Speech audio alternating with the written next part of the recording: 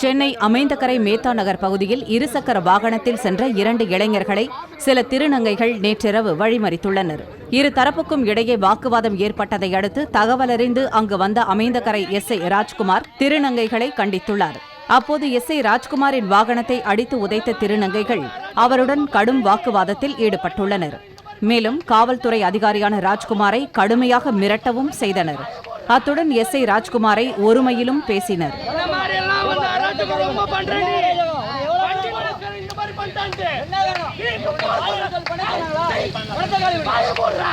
சூளைமேடு பகுதியில் திருநங்கைகள் சாலையில் போவோர் வருவோரையெல்லாம் மறிப்பதாகவும் அவர்கள் மீது நடவடிக்கை எடுக்க வேண்டும் என்றும் அப்பகுதி மக்கள் போலீசாரிடம் கோரிக்கை விடுத்தனர்.